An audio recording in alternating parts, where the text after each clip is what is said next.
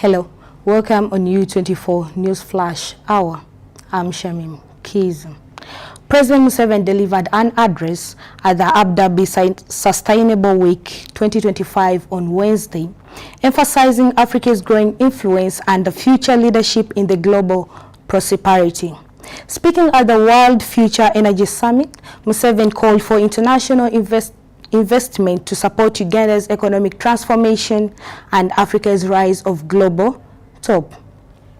$4 billion in 1986 to now $55 billion by the foreign exchange rate method, or US dollars 168.5 billion by the PPP method. We are not satisfied with this. Much of this USD 55 billion is raw materials.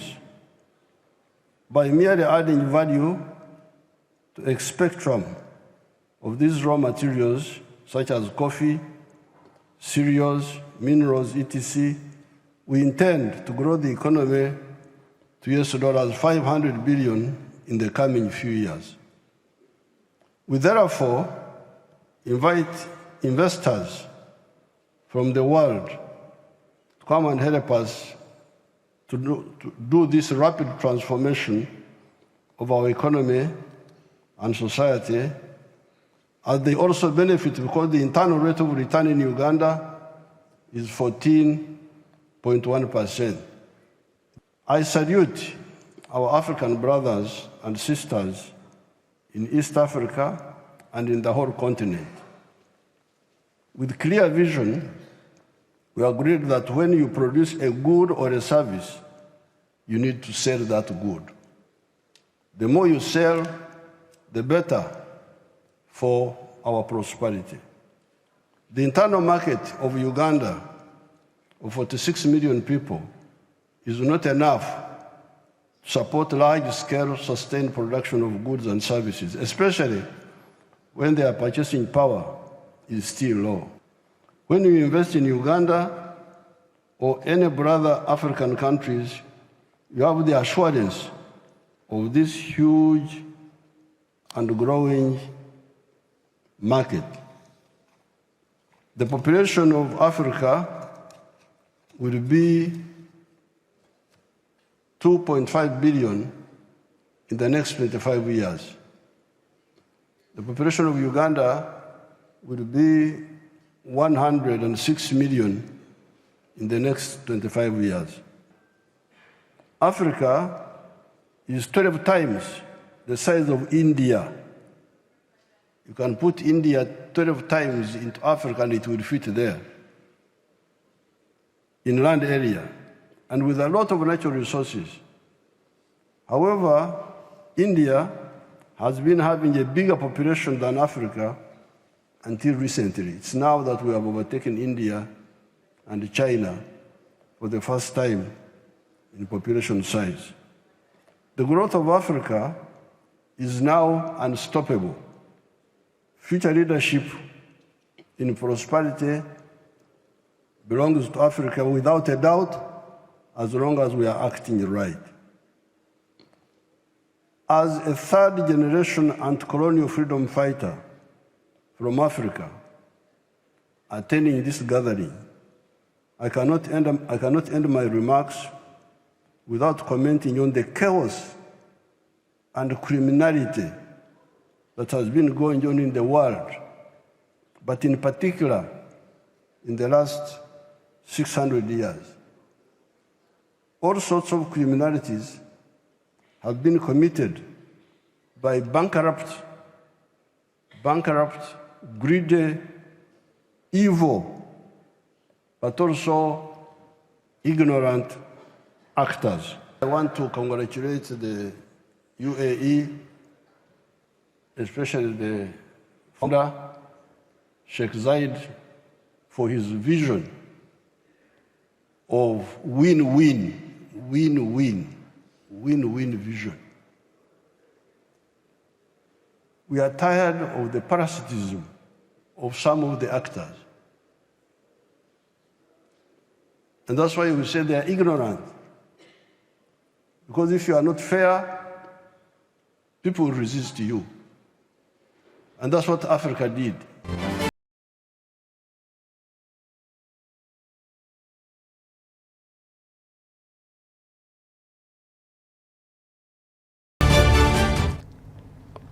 The fire broke out near the entrance of the merchandise stand outside Etihad Stadium in Manchester as fans gathered to welcome Manchester City's new recruits on Wednesday.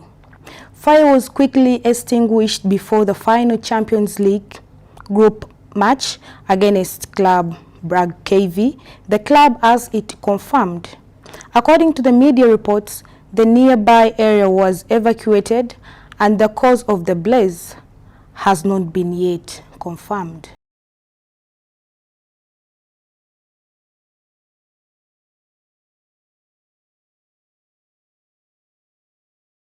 Islamic Revolution Guards Corps on Saturday kicked off a large-scale military drill in the western Kamasa province, the official news agency INRA reported. The exercise condemned Great Prophet 19 involves different special units and branches of the Iran's Islamic Revolution Guards Corps ground force, as the report states. During the first stage of the drill, different rapid response operation scenarios were exercised, including the quick transfer of troops and equivalent to the Araman mountainous region in Kamas province.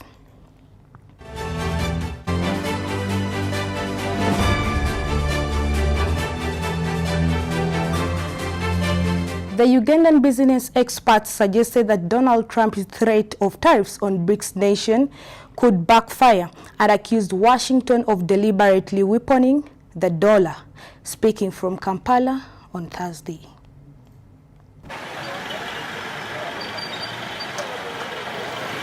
Firstly, I would like to say that the US dollar remains the global reserve currency and the premier currency in which people choose to invest and to transact globally. So at the moment, the BRICS decision to move away from the dollar cannot be considered to be a threat, maybe a future threat. But at the moment, it wouldn't be considered to be a threat, but it can be a threat in the long term because increasingly countries are looking for alternatives to the US dollar that has been weaponized to push the geopolitical interests of the US. If you look at the confiscation of the reserves of Russia, which is unprecedented, it would cause other countries to look at diversifying away from the dollar. So in fact, the biggest threat to the US dollar is not the BRICS countries and their decision to trade in alternatives.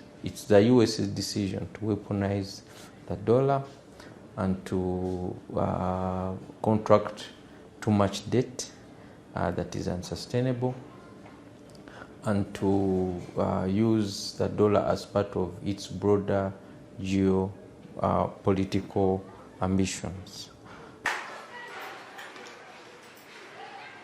Since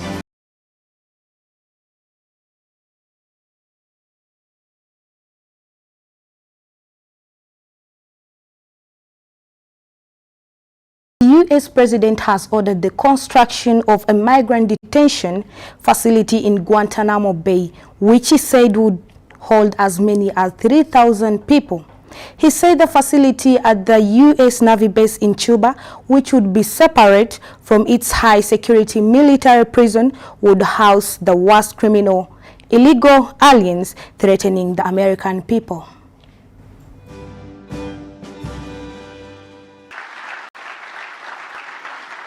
Thank you.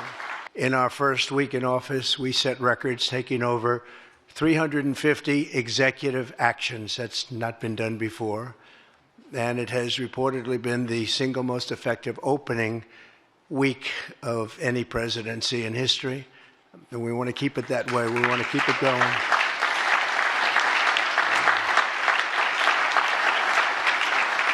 We want to keep it going. We've broken from decades of failed Washington policies and restored common sense and sanity to our government. We've unleashed American energy, and we've already achieved record low illegal immigration. As you see, there's nobody trying to get in And that's what we've been waiting for a long time, and gotten woke ideologies out of our government and out of our military. Social Security, Medicare, Medicaid have not been affected by any action we're taking in any way, shape, or form.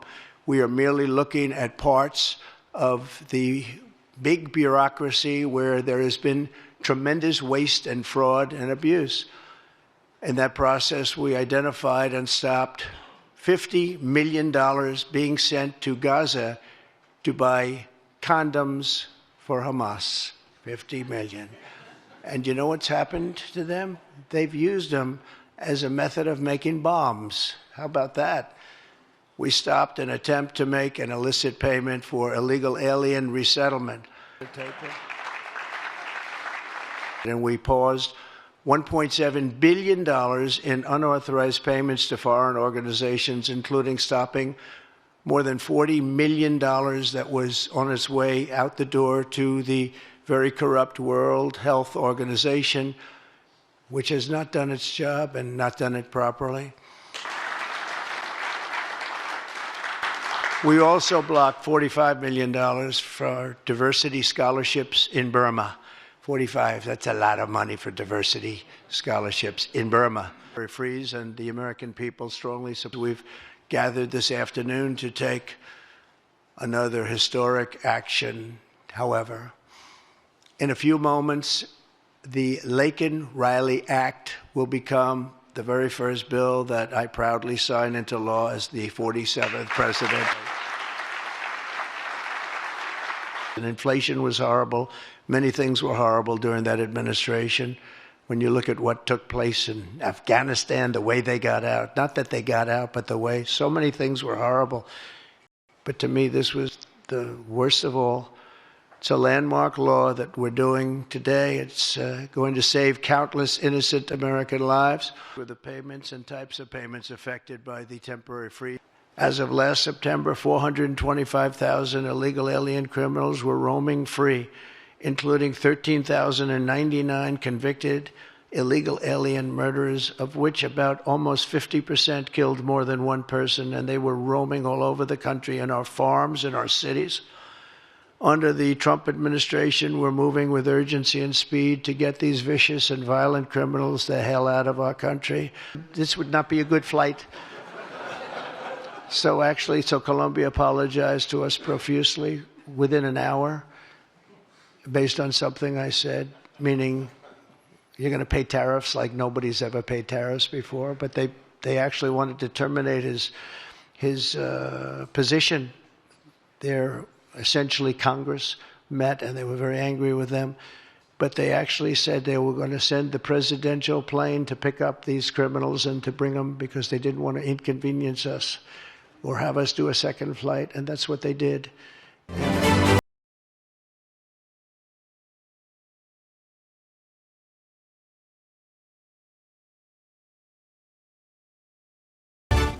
Thank you for watching U24 News Flash.